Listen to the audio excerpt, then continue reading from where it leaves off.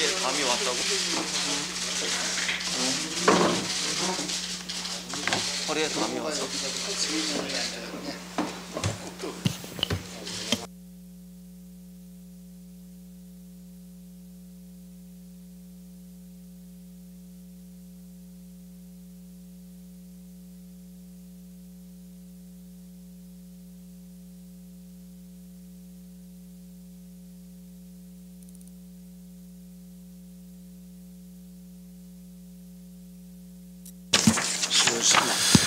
네, 반갑습니다. 제 153차 정책조정회의를 시작하도록 하겠습니다.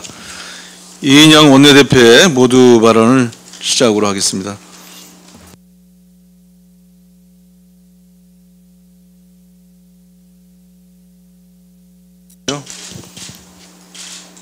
마이크 테스트.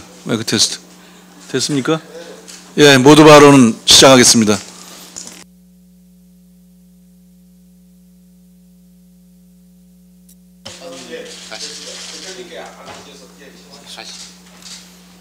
죄송합니다. 자유한국당은 욕설과 막말 정치를 멈추고 민생 정치로 돌아와야 합니다. 웃기고 앉아있네 X신 같은 게 X랄 하네 또 도라이 같은 XX들 등 국정감사장 곳곳에서 욕설과 막말이 난무하고 있습니다. 여상규 의원에 이어 이종구 산자위원장까지 욕설 대열에 합류했습니다. 어제 김진태 의원은 조국 장관 동생에 대한 구속영장을 기각한 판사에 대해 좌익 판사라고 주장하는 망언을 퍼부었습니다. 욕설과 막말로 무한 정쟁만 반복할 때가 아닙니다. 국회의원 윤리 규정을 강화해서 욕설과 막말의 정치를 뿌리 뽑겠습니다. 그 전에 민생 국감과 검찰개혁, 정치개혁을 위한 국회 논의에 집중할 것을 자유한국당에 촉구합니다.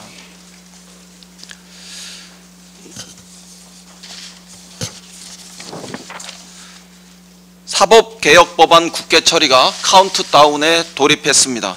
이달 29일이면 국민의 명령인 사법개혁법안을 처리할 수 있게 되었습니다. 시한이 정해졌지만 여전히 패스트트랙에 대한 처리보다는 합의 처리가 우선입니다. 마침 여야가 오는 11일 정치협상회의를 가동해서 사법과 정치 분야 개혁안 논의에 착수하기로 했습니다. 검찰 개혁을 둘러싼 사회적 갈등이 반복되지 않도록 신속하고 명쾌하게 검찰 개혁을 추진할 수 있기를 기대합니다. 지난 8일 저녁 자유한국당은 조국 장관의 권한행사가 위헌이라는 헌법소원을 제기했다고 합니다. 검찰 개혁을 추진하는 것이 위헌이라니 이런 억지가 없습니다. 헌법소원은 국민이 헌법에 보장된 기본권을 침해당했을 때 청구하는 것입니다. 정당은 권리 능력이 없는 사단으로 헌법소원을 청구할 자격조차 없습니다. 자유한국당은 지난 9월 23일에도 헌재에 장관 직무정지 가처분 신청을 낸 바 있습니다. 본안이 없어 가처분 신청 요건조차 갖추지 못한 엉터리 신청이었습니다. 억지에 억지가 쌓이면 진지함도 없고 웃음거리만 됩니다. 게다가 조국 장관은 윤석열 검찰총장의 자체 검찰개혁안을 상당 부분 수용해서 신중하게 검찰개혁을 추진하고 있습니다. 그런 장관의 검찰개혁 추진이 위헌이란 주장은 설득력이 없습니다. 자유한국당은 검찰의 개혁안마저도 반대한다는 것인지 대답하기 바랍니다. 어제 바로 이 자리에서 우리 당 을지로위원회가 중재해서 고속도로 요금소 수납 노동자 직접 고용 합의를 이루어내었습니다. 2013년 파업 이후 수많은 진통 끝에 마침내 도로공사 요금 수납원 문제가 합의점을 찾게 되어서 매우 기쁩니다. 아직 민주노총 소속의 노조와 합의하는 마지막 한 고비가 남아있지만 해결에 큰 실마리를 풀었다는 점에서 박수를 받을 만한 일입니다. 이번 합의는 23년간 이어져 온 요금 수납원 고용 문제를 해소할 길을 열게 됐다는 점에서 큰 의의가 있습니다. 그동안 말 못할 고통을 감당하신 수납원 노동자 여러분께 위로의 말씀을 전합니다. 아울러 합의를 중재한 우리 당 을지로위원회 박홍근 위원장님과 우원식 의원님께도 박수를 보냅니다. 이번 합의를 계기로 더 큰 사회적 합의로 전진하는 또 하나의 이정표가 자리 잡을 수 있기를 기대합니다. 내일이면 일본이 수출 규제를 단행한 지 100일이 됩니다. 지난 100일은 온 나라가 똘똘 뭉쳐 위기를 기회로 바꾼 소중한 시간이었습니다. 기업들은 수입선 다변화로 활로를 열면서 국산화를 통해 기술 자립의 길을 한 발 한 발 내딛고 있습니다. 삼성과 SK 하이닉스, LG 디스플레이가 중소기업들과 협력해 불화수소를 일부 공정에 도입하는 등 성과를 차곡차곡 쌓아가고 있습니다. 이를 계기로 국내 중소기업들과 대기업 간의 상생관계도 구축되고 있습니다. 우리는 일본의 경제보복 100일 만에 아무도 흔들 수 없는 나라로 전진하고 있습니다. 일본 정부의 각성을 거듭 촉구합니다. 일본은 7, 8월 2개월 연속 무역 적자를 냈고 8월 대한국 수출이 9.4%나 감소했습니다. 특히 한국 관광객이 27.6%나 격감했습니다. 이것이 일본 정부가 아베 정부가 자행한 대한국 수출 규제 조치의 부메랑입니다. 그러나 아베 총리는 국회 연설에서 국가 간 약속 준수를 거론하며 경제 한일전의 책임을 우리 정부로 회피하는 데 골몰하고 있습니다. 일본 정부가 국내 정치를 위해 한국 때리기를 계속하고 있는 만큼 우리도 더욱 신발끈을 졸라매야 하겠습니다. 이제 국회가 제 역할을 해야 합니다. 국민과 기업은 한마음으로 뛰는데 국회가 제자리 걸음을 하고 있어서는 안 됩니다. 경제 한일전에 임하는 기업들을 뒷받침하기 위해서 국회가 할 일은 너무나 많습니다. 무엇보다 소재, 부품, 장비산업 특별법을 신속히 처리할 것을 제안합니다. 경제 활력 제고를 위한 법안 처리에도 속도를 내자 제안합니다. 야당에 거듭 촉구합니다. 싸울 땐 싸우더라도 국회가 할 일은 차질 없이 해냅시다. 국회가 제때 예산과 법안, 정책을 공급하지 못하면 국민과 기업이 고통받게 됩니다. 그렇게 되면 우리는 한일 경제전에서 이길 수 없습니다. 여야가 함께 손잡고 경제 한일전에 승리하기 위한 국회의 역할을 다합시다. 이상입니다. 예, 다음은 조정식 정책위 의장의 말씀 있겠습니다.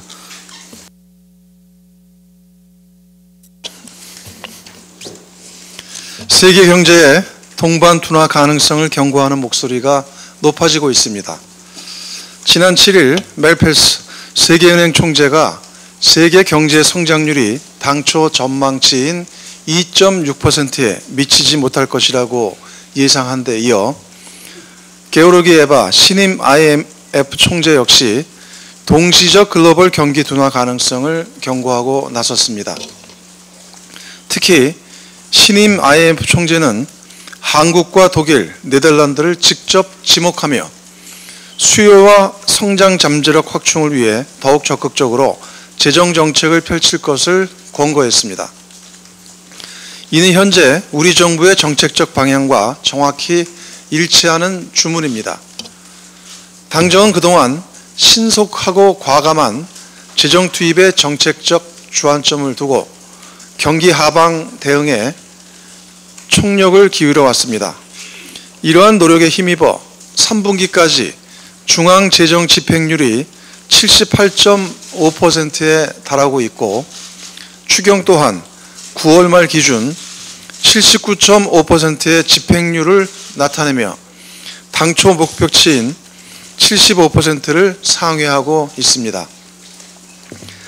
다만 대외 경제 환경이 당초 예상보다 악화되고 있는 만큼 당정은 중앙재정 집행 속도를 끌어올리고 지방재정과 교육재정 역시 집행 목표를 초과 달성할 수 있도록 노력할 것입니다.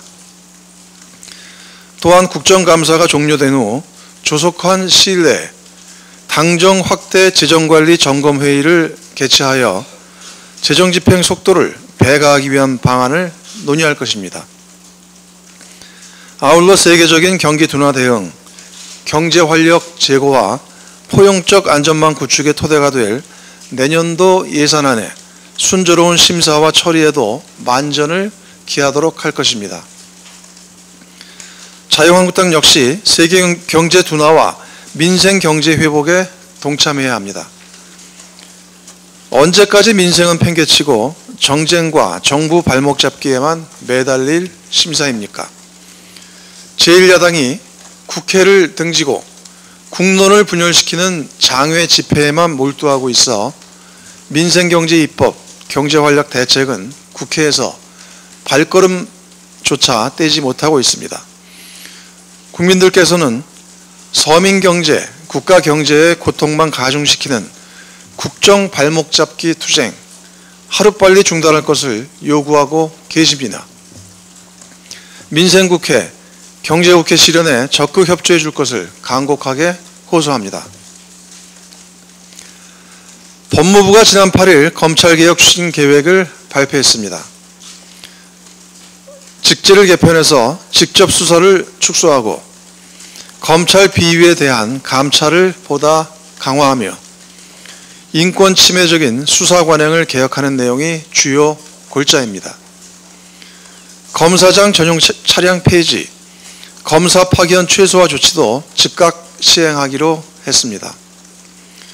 검찰개혁 완수를 위해 의미 있는 첫걸음이 내딛어졌습니다. 더불어민주당은 법무부의 검찰개혁 추진계획 발표를 적극 지지하며 이를 뒷받침하기 위한 제도적 정비에 박차를 가할 것입니다. 검찰개혁의 마침표는 결국 국회가 찍어야 합니다. 더불어민주당은 국회 차원의 개혁입법 논의 역시 속도감 있게 진행하겠습니다. 특히 오는 26일이면 검찰개혁 관련 패스트트랙 법안에 대한 상임위 심사 기간이 종료됩니다. 검찰개혁 법안의 경우 법사위 고유 법안이기 때문에 별도의 체계 작구 심사 기간이 필요하지 않아 오는 28일이면 본회의 자동부의 요건을 갖추게 되는 것입니다.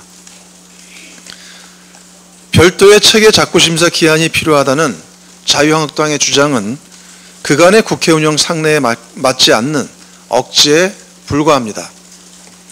이와 관련해 문희상 의장께서도 개혁 법안을 신속하게 본회의에 상정할 것이라고 밝힌 만큼 더불어민주당은 다른 정당들과 긴밀한 공조를 통해 개혁 법안의 조속한 처리에 만전을 기하겠습니다. 자유한국당도 신속하고 중단 없는 검찰개혁 추진을 열망하는 국민적 명령을 더 이상 거스르지 말기 바랍니다. 거듭 강조하지만 국민의 뜻을 법과 제도를 통해 실현하는 일은 국회에게 주어진 소명이자 의무라는 점을 명심하기 바랍니다.